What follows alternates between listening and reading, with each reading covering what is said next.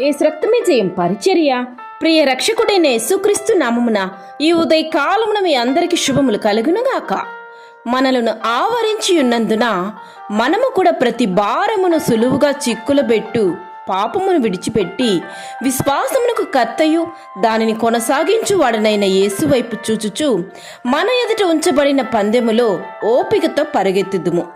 ఆయన తన ఎదుట ఉంచబడిన ఆనందము కొరకై అవమానము నిర్లక్ష్య పెట్టి సిలువను సహించి దేవుని సింహాసనం ఎదుట కుడిపార్శ్వమునకు ఆసీనుడై ఉన్నాడని దేవుని వాక్యం సెలవిస్తుంది. నా ప్రియ సహోదరి సహోదరులారా, నేడు నీ కుటుంబములో, నీ ఆత్మీయ జీవితములో శ్రమల మధ్య, నిరాశ నిస్పృహల మధ్య నీవు క్రీస్తునే చూస్తూ అనుసరిస్తూ ఆయన్నే ముందుకే సాగాలి తప్ప ఆగిపోకూడదు. ఒకవేళ మనము మన శ్రమలను చూచి ఆగిపోయామంటే ఆ శ్రమలోనే కృంగిపోయి బందీలైపోతాము.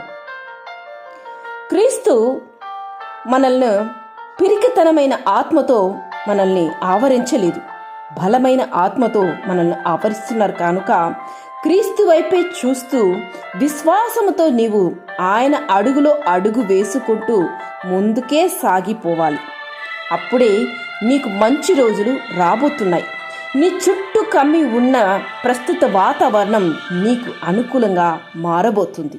ఆ విశ్వాసమును నీవు కలిగి జీవించినప్పుడు దేవుడు నీకు సహాయపడి నీ ప్రతి అననుకూల స్థితిని మార్చి దేవుడు నీకు సమాధానాన్ని, ఆశీర్వాదాన్ని దయచేస్తాడు.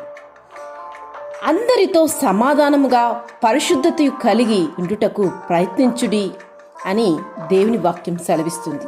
అందుకే ప్రతి ఒక్కరితోనూ నీ వీలైనంత వరకు సమాధాన స్థితితో ఉండేలా నిన్ను నీవు సర్దుకొని ముందడుగు నీవే వేయాలి. అప్పుడే దేవుని యొక్క కృప నీకు తోడై ఉండి నిన్ను నడిపించును. ఆమేన్. యేసు రక్తమే జయం పరిచర్యలు మీ సహోదరి. God bless you.